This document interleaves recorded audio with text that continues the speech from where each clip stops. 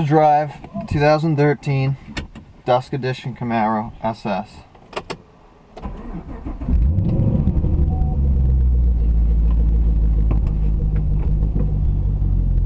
So I've owned this car about 16 months now, a little over a year, you know, coming up on a year and a half. I mean, I love it. I don't have too many complaints about it. Plenty of power.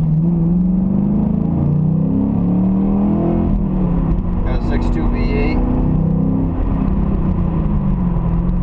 The difference between the Dusk Edition and this and the regular Camaros is basically gray blue metallic. As you can tell, this tan leather with all the yellow stitching all around.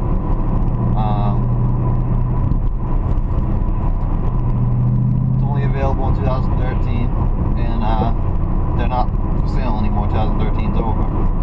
I don't know how you know, whatever your opinion is, but I like the 2013 style better than the 14. I think the 1LE and the ZL1 looks good. I personally like the look of the SS for 13. The differences other than this is 21-inch bright silver wheels, which I'll go over. Mine's one of 205 made with the stick shift, 6.2-liter V8, and a coupe. There's a total of 1,012 Dusk Editions out of overall. So mine's one of 205, this exact model, but one of 1,012 if you want to go out of all the Dusk Editions. So mine's a 6-speed, so it comes with the Hurst shifter for the Dusk Edition. I have the dual mode NPP dual mode exhaust, which I've actually got a mild to wild switch on eBay. And what that does is it regulates the flaps, so I can put it either back to factory, which means the outer flaps close at 1,000 all the way up to 3,000 RPMs, so you don't have the highway drone, and it quiets it down. Alrighty, so this is the 2013 Dusk Edition Camaro SS. 6.2 V8, 6-speed manual, Hurst shifter, dual mode exhaust, which you hear in a second.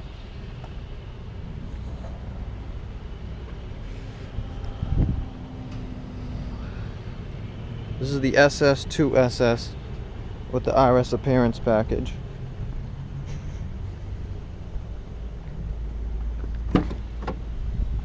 It's got the Mojave leather, the yellow stitching all in it.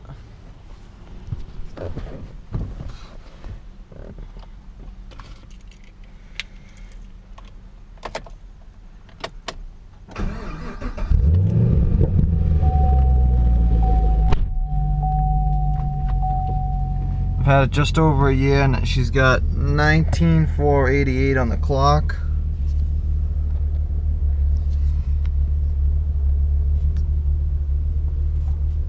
Got the nice RS gauges from the 69, and this one has, because the SS has 4 traction modes.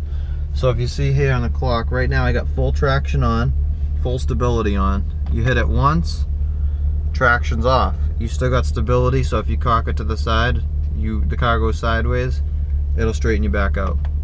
Now you hit it twice quick in a row. See that little guy? Stability track competitive mode. Now I got tighter steering feel. I got traction, so the front brakes will apply, but I can drift the car to the side and control it around turns. And then if I hold it off, you'll see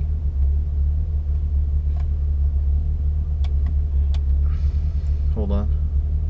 So if I hold down the button for about, I don't know, 10 or 15 seconds, both lights will go off, and now I got full StabiliTrak off. I got everything off, traction off, StabiliTrak off. Boston acoustic stereo, I love it.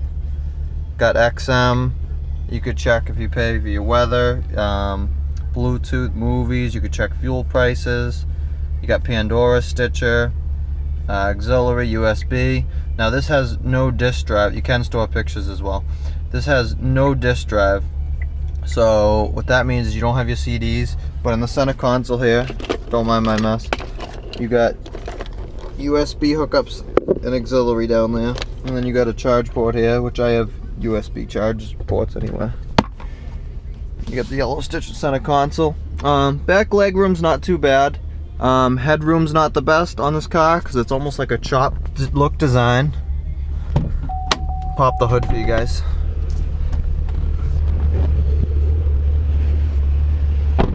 Tires on these are only treadwear 220 traction A temperature rate, which that means they're high performance summer tires. Rear's a 275/35 ZR21, so they're ZR rated. As you can see, I got almost 20,000 miles on my car, a little less, and she's already pretty much at the wear bar. So these are only 20,000 mile tires, unfortunately. Fronts are good. They look about 5 or 6 30-seconds still in the center. As you can see on the edge, they do wear. I do like to take my corners, but they are Pirelli P0s. I do love the tires. You got the big Brembo brakes in there on the 2SS. Let's pop the hood. Now the only thing I added was the window tint, of course. I added an air raid intake, which they claim around 12 horsepower, 14 torque, or vice versa. You get the big box right there. It looks great. Definitely made a little bit of a difference at certain RPMs. Does it make a huge difference? Probably not, and you forget once it's on there after a little while. It does make a little different noise on your car. I did the Mobil 1 aluminum cap because I only use Mobil 1 full sin. I change my oil every 5,000. Chevy recommends it at 7,500. I do it at 5,000. You can use Dexos or Mobil 1 as long as it's full synthetic. It is 8.8 quarts, so plan on spending 90 bucks at the dealer for an oil change if you want Mobil 1, or about 60, 65 for Dexos. I added this strut tower. The Dusk edition doesn't come with it factory, unfortunately. It did come with the factory mount bolts, so I have all the original GM bolts in GM strut tower bar. It comes factory on convertibles and the 1LE Camaro. I did get the protective clear bra. I don't know if you can see it. It's on the whole front end, and it kind of goes with my cowl hood. It's real cool. It's actually my second one. The Venture Shield was the first one from Chevy, and now I had my quote for the second one. I have them on the mirrors as well, and then I did do these as an add-on. I did the to protect right here, started to get little pits, and what I don't like is these gill fenders get pits because they stick out from the car. You can see so much. So I added a clear protective spray-on bra, masked off the whole car, and put tape there. I don't know if you can see, it kind of gives it a matte finish. It's different than my door. Excuse my paint as well. My car's really dirty today. I like the push open gas cap. Quick fill, like a NASCAR. I always use synthetic. Excuse me, premium 93. I normally go to Sunoco or Shell V-Power. Trunk space isn't too bad. Dual mode exhaust. I don't know if you can see in there, you got the flaps. I added a wild to mild switch, which is good with your home link system. So you can hear it's open now.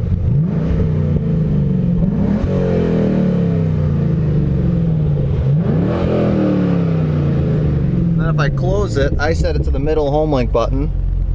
You can hear at over 1,000 RPMs until 3,000, the flaps will stay closed. And then open back up at idle.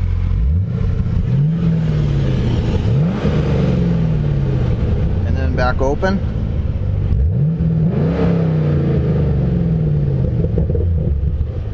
Then I do like, on the 2013 Camaro, it has this frameless mirror here. So you can see there's no frame on it. And it's not like a truck mirror like the other Camaros you had, which I do love. I got all the options. I got my heated seats. Now the Hurst shifter comes with the Dusk edition automatically. I love how it puts the gears down here, which gears where they are, rather than that. I like everything about that. I don't like how you'll be starting off at a light from first and trying to shift to second, and it has a first to fourth, skip shift eliminator. So you'd be going to second, it'll lock out and you have to go to fourth. What I do is normally just give it a little extra gas and then go to my second gear anyway. Because it bogs it too much when you go to fourth. I hate that. It's for emissions or something, whatever Chevy did. Another thing I don't like is the hill start assist. I know how to drive a stick shift, but it gives you hill start assist. You know, first to fourth is one thing, but the hill start kills me because I know how to drive a stick, and I don't know who would learn on one, but the hill start is just a pain in the butt. And what that does is hold the brake for 2 seconds till you can get your foot off the clutch and get going. So I have stalled it a couple times, especially even the dealer when I first got it. There's your heads up display. I don't know if, yeah, it's very hard to see on camera. I could brighten it, I could change anything. I could change RPMs and speed. I could do compass, temperature, and speed, or I could just do speed. I like the compass, temp, and speed. I think it's pretty cool. I used to do the RPMs, but that made me want to wind it up like a jet fighter or something kind of style. So I, you know, got pulled over a couple times. Boston acoustics, Chevy kick plate. This is a real cool car. They make a convenient handle back here for you to open up, and you can get in the back. It's comfortable. Found a coin. That's the thing about the Camaro. You sit low, you do spill coins out of your pockets. I suggest putting them in your cup holder till you get home. This is the view from the back seat. Not much to see. It's pretty comfy. As you can see, I'm 5'10", so my head does hit the ceiling. I crouch down like this, and you're more comfortable. You definitely have a comfortable feeling. Your knees will be like that if you do have a taller driver. There's the easy switch. Open it up. And what I do like is it goes right over your shoulder for the driver. Is this magnetic clip-in. So where your seatbelt's not up by your neck, you could actually put it under here, and it's an option in this car, which I like. And you can click it in, and it definitely gives you more of a race feel, especially with these nice bucket seats. Got the nice SS stitching, just like regular SS's. On the Dusk edition, it gives you can't see it now, it gives you an ambient lighting here at night. Let's see. What I do like about the seatbelt as well is if you pull it and then pull it tight to you, or on an exit, it'll tighten to your body and it'll make you feel real secure. Trunk's a good space. I have a lot of stuff back there now. All car cleaning supplies, basically. Trunk release in case you decide to lock anyone in there. You know, us Italians. My window tint's 15%. It's not legal where I am, but for me it is, because I have a prescription for it. That's a long story, but yeah. There she is.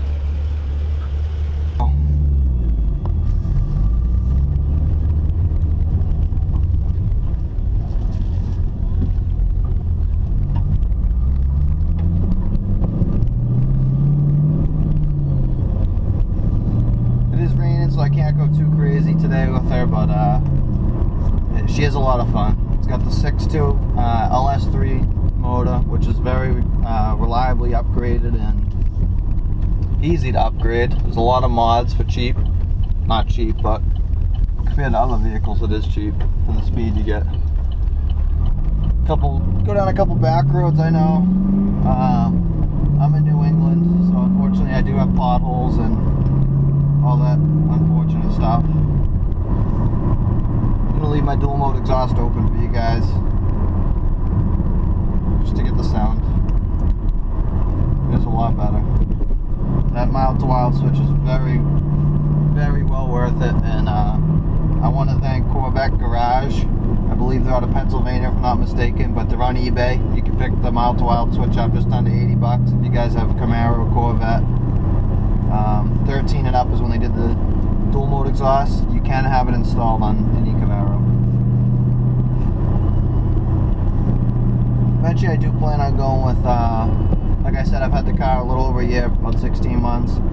I do plan on going with maybe some Cook's headers and a throttle body to open her up and get her going a little more. I just wanted to make the video before I did any modifications to it. Like I said, this has the factory, has a Hurst shifter with the Dusk edition because it's a 6-speed. I love it. Real tight. Sinks right in with the car. You never know it was aftermarket. Well, not aftermarket, an add-on. Until you got, I did shift a regular Camaro, and I've driven a regular Camaro SS by 2014, and I've also driven a 2010 with the regular shifter, and I was not a fan after driving this for so long.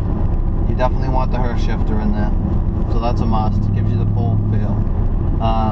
Another thing I do love about the 6.2, it's a pushrod V8.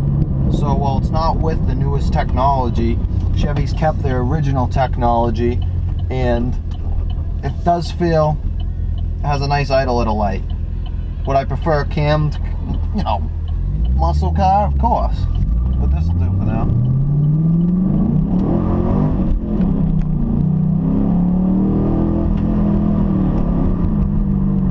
Take this road. There's always people down there.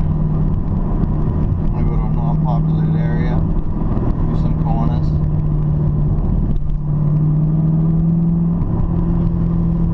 That traction button is handy, let me tell you. It's a big wide bar. You can put your 3 fingers across it quick when you gotta, right near your shifter, boom, ready to go. You can go boop, off, or you can go boop, boop, and I got my competitive mode. So, stability track is on competition mode. I got my nice tight steering. You feel like a NASCAR driver. It feels like an on-road NASCAR. I mean, and where I showed you that strut tower bar, it does indeed make a difference. I did not expect it to make that much of a difference. It did increase chassis rigidity, and helps me on turns.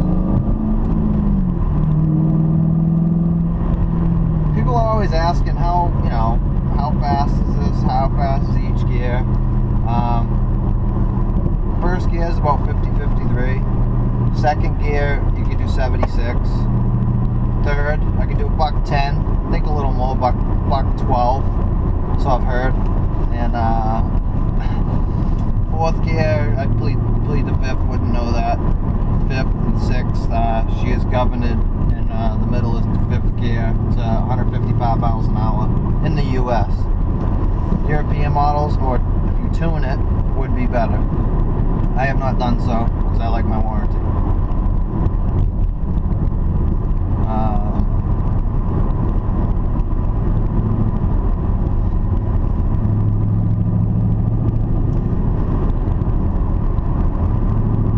I do love the handling on it.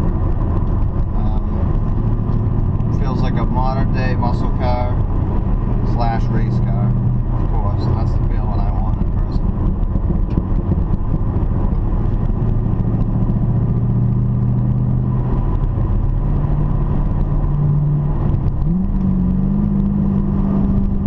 I do recommend rev matching it if you know how to do that. If not, practice with the car.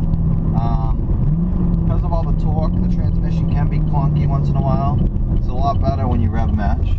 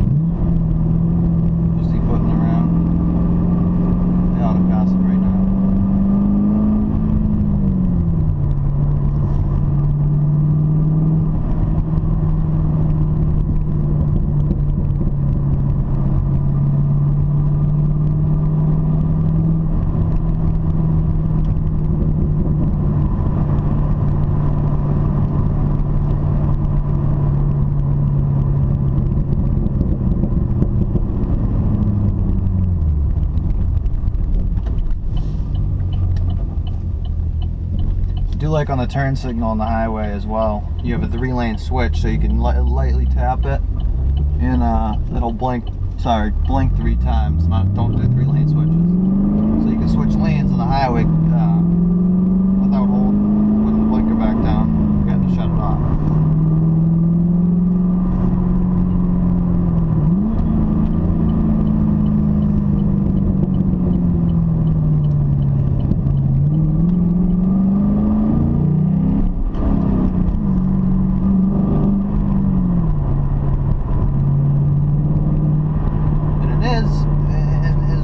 As it is, it's not like the old ones. It doesn't have the live rear axle like the Mustang did, which they finally changed now. It does have the noise. It gives you the muscle car feel. I love the new ride on the muscle cars. You got all this technology, and you still got a nice pushrod V8 behind her. Overall, the muscle cars, do I prefer one over the other? I prefer this one. I like it because I own it. I think all of them did something well. The Camaro, handling wise, stylish, interior, I believe they did the best out of all of them. They did the most luxury. I've driven it to North Carolina twice, and I've had no issues with comfort level, you know. Challenger, they definitely did the best job bringing the old muscle car look back. Mustang, well, they had the best bang for the buck. I'll admit it. You can go buy a brand new Mustang for, you know, 10 grand less than one of these. Got a good amount of options in it, and she's beating most of the cars out there. The Mustang and this have been head to head for a long time.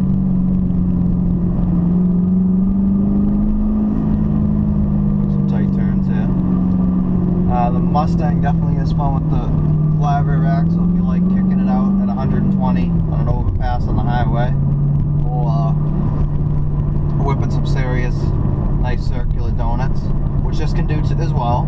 Don't get me wrong.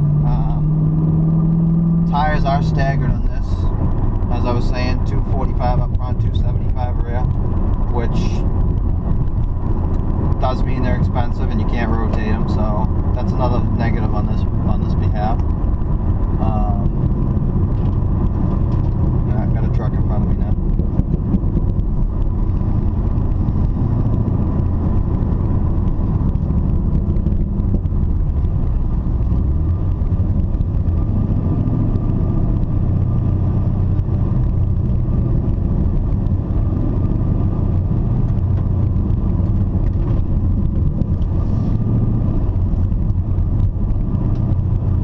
Stinks when you're stuck behind a truck in a car like this.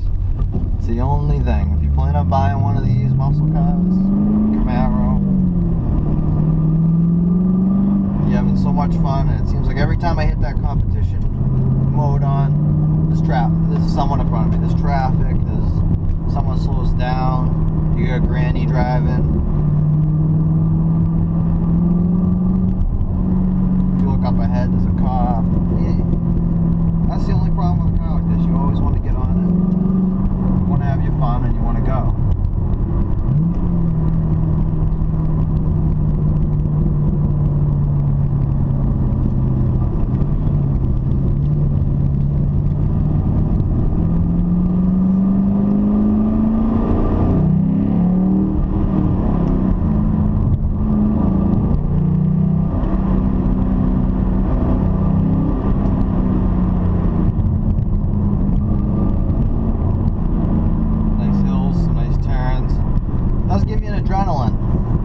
Does give you an adrenaline. Everyone goes, yeah, you know, should have bought the ZL1 supercharged, blah, blah, blah, blah, blah. I have plenty of fun with this.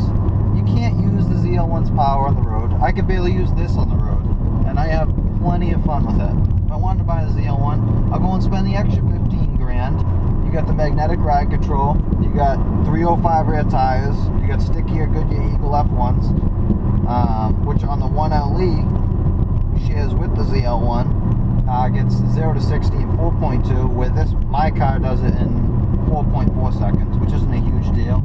and not like you're going to get to those times on the road anyway. Anyhow, that's perfect heat conditions, you know, track conditions, etc. So it's not like you're going to do that.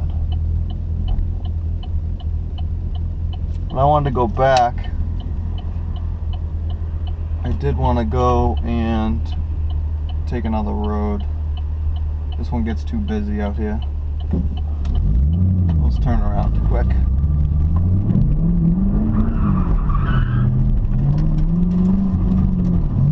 Bang a nice 180. Put it back in competition. Now if you want to do a 180, donuts, anything like that, you gotta shut everything off. So like right now I'm driving in competitive mode. You'd have to go back, hit it again so it turns everything back on, and then hold it back so everything shuts off. So you're in full control of yourself and everything. And that'll give you the ability to burnouts, donuts, 180s, etc. Now regular traction off, yeah, you can spin the tires, which I like. I hit that when I'm getting into traffic. You get going.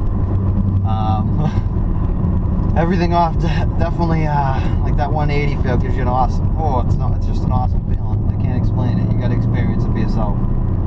Being safe, of course, practicing safe driving habits, but it's fun. It's a lot of fun. And then competitive mode's real fun like this.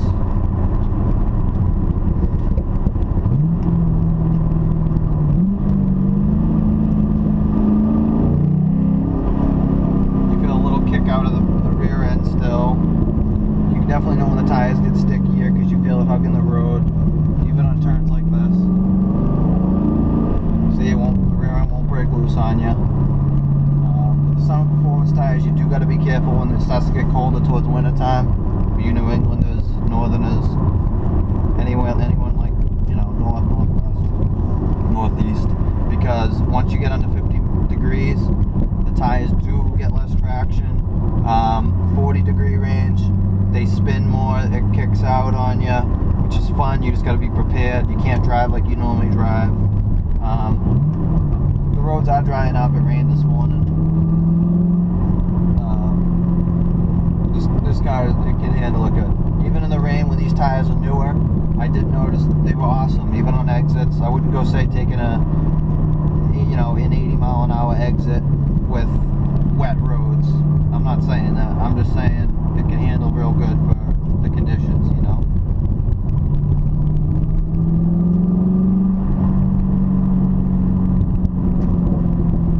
Some air going in here. AC works awesome. Heat works awesome. Love the heated seats. I do wish it had a heated steering wheel, but how many people are using it in the winter? I don't touch it in the winter. This car hasn't seen salt.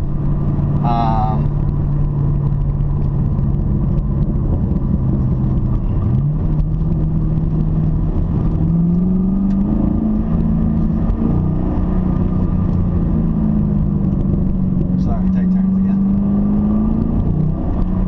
Really got to concentrate and drive the car with both hands, which is more than likely why they shape the steering wheel where your thumbs can go, you know, 10 and 2. Whatever you're supposed to do nowadays. 9 and 3, you know, whatever you're supposed to do.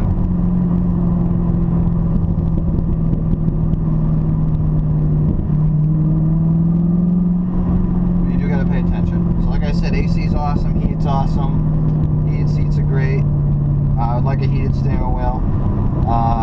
MyLink system's awesome. I did notice over 95, you know, more like 100 degree weather, the MyLink system does get finicky. So my reverse cam, and I thought it was the camera connection at first, started to kind of flicker. I didn't like that.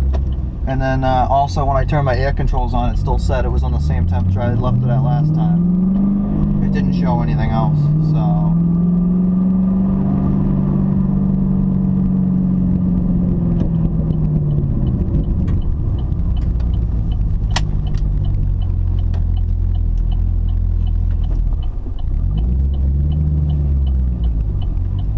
Came across something here. The thing I saw is when you're in a beast like this, you can't really pass up signs like this. So we'll do traction off, stability off.